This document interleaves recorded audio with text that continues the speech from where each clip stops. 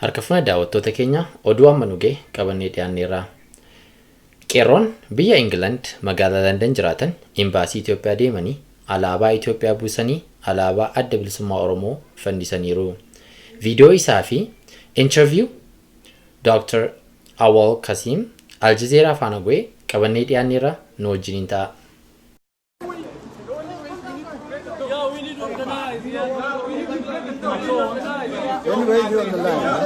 The only way is we need to break the door.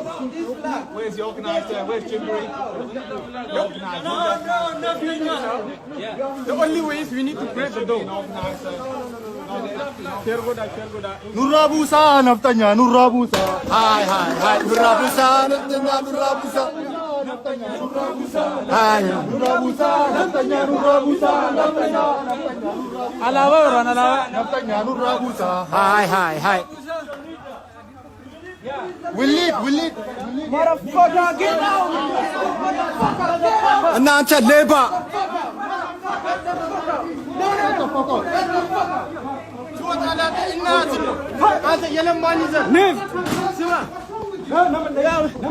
Naman day German.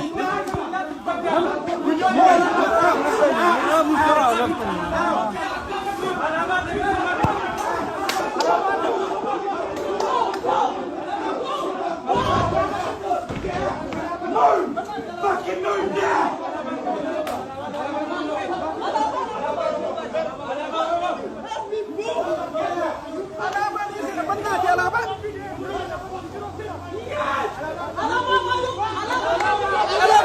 Kabon.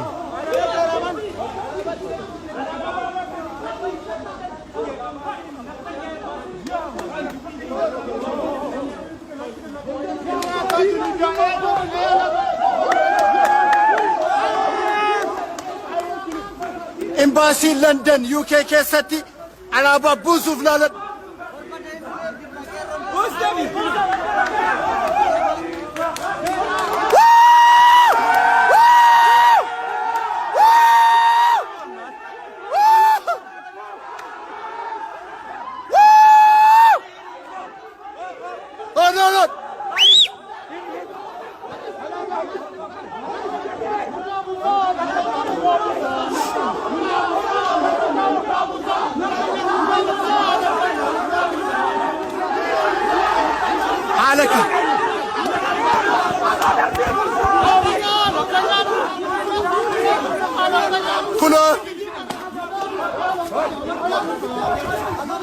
Alaabaa kana bitittireessaa jira.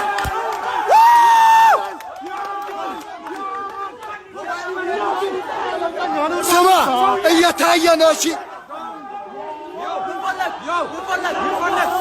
እዚህ ትታያለህ።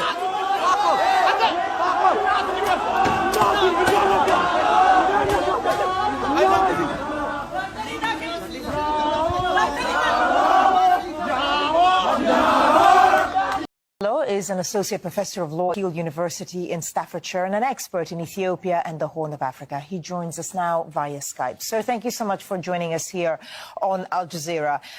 Tell our international audience who perhaps may not be familiar with him why Hachalu Hundessa was such a key figure in Ethiopia. Obviously, as an artist, he wrote many sorts of songs, but also as a political activist and a political figure. Absolutely, and I think his profile as an individual is really important in terms of understanding what is happening now. He is somebody that is seen as an icon by the 50+ million Oromos who live in Ethiopia and in the Horn of Africa. He is a kind of towering, really musical genius with an incalculable imaginative power, who had the rhetorical facility, the verbal invention, the poetic expression with which he, very ably articulated and insightfully identified some of the deeply entrenched and profoundly rooted problems that the Oromos have been facing throughout history in that country. And he did so in a language that people understood, in a way that, cut through some of the complexities of politics and spoke to people very directly. And that's what made him so prominent. And he is someone who played such a transformational role during the Oromo protests of 2015 to 2018 that forced the then Prime Minister to resign from office.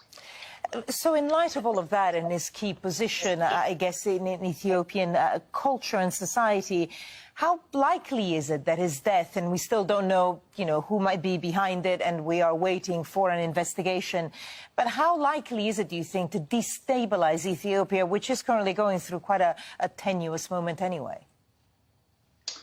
Absolutely. I think the country has been facing significant challenges since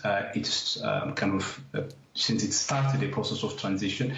The transitional process took off on a very positive note, and somewhere in the middle, the government's priorities have changed, and attempts to reconcile the Ethiopian society and build a political consensus has not gone very far. And the assassination of this very important figure who meant so much for so many people in that country came at a very difficult time. And it's really difficult to see how the government would be able to bring together the different viewpoints, different ideological persuasions that exist in the country, because really that is an area where the Ethiopian government did not work on as much as it was expected to. Prime Minister Abiy Ahmed expressed his condolences. He said Ethiopia had lost a precious life. Now, the Prime Minister won the 2019 Nobel Peace Prize because of his attempts, or certainly desire, to end a conflict in Ethiopia with Eritrea. But just in general, how much of a spotlight do you think this will put on him specifically and his rule?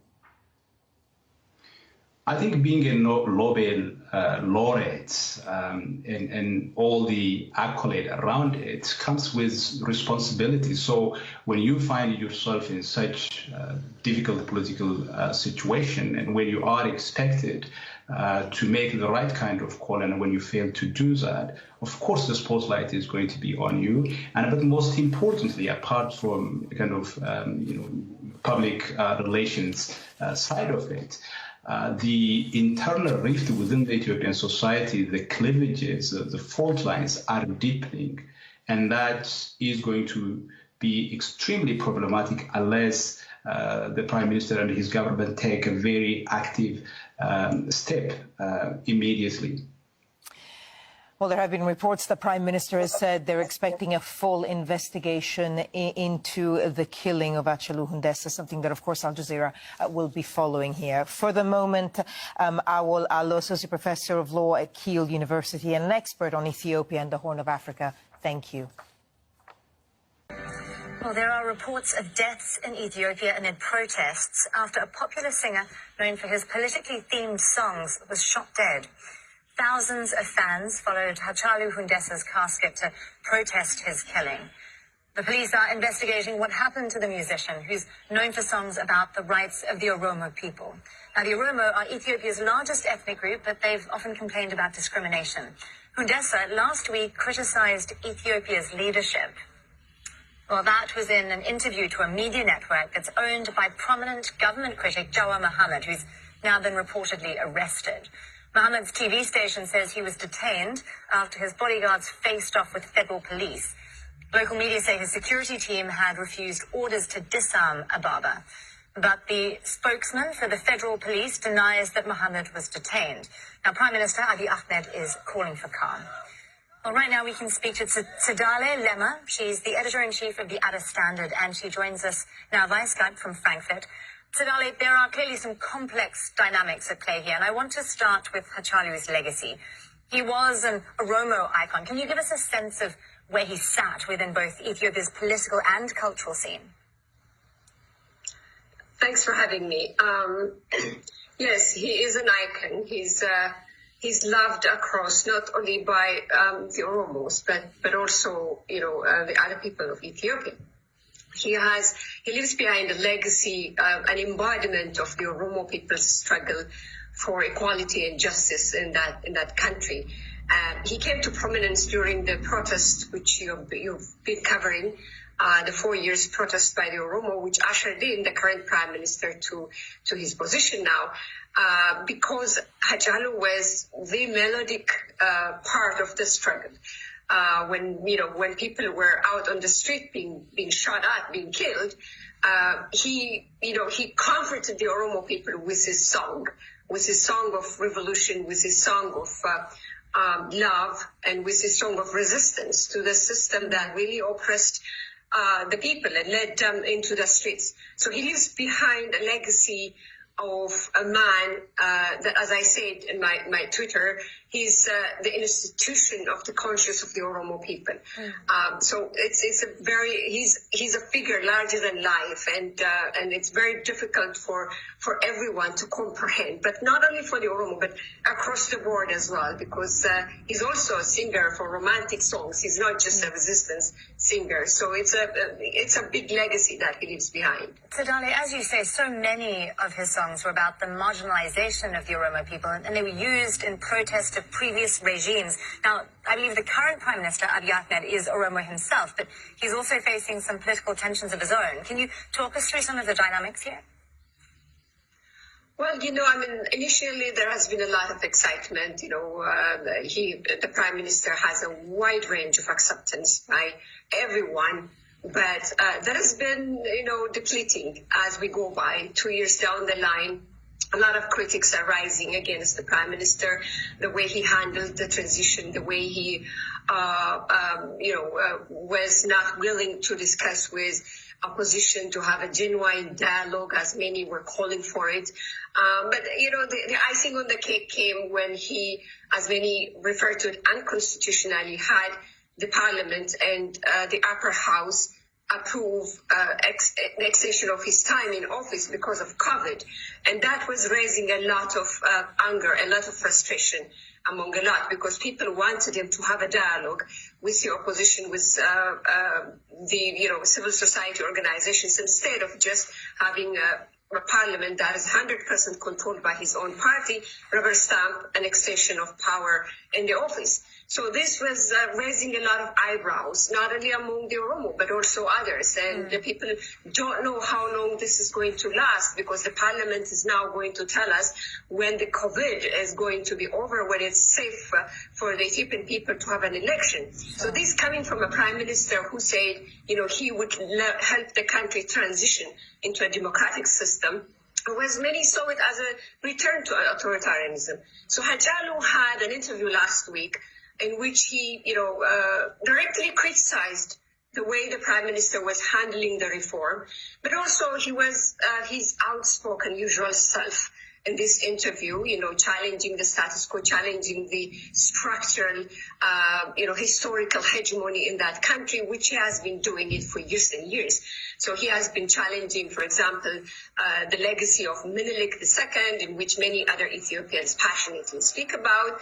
He spoke about, in fact, he said it's a matter of when and not if, before the Ethiopian people go after the Menelik's statue in the heart of Addis Ababa, the same way statues are coming down in the rest of the world. So he spoke very critically about the established structural hegemony of the cultural domination in that country, which he feels very passionately about. So it was a very animated interview that had Ethiopians talk about it since he had given it. And there's been a lot of, online animosity as the Ethiopian politics is turning into that kind of polarization since then.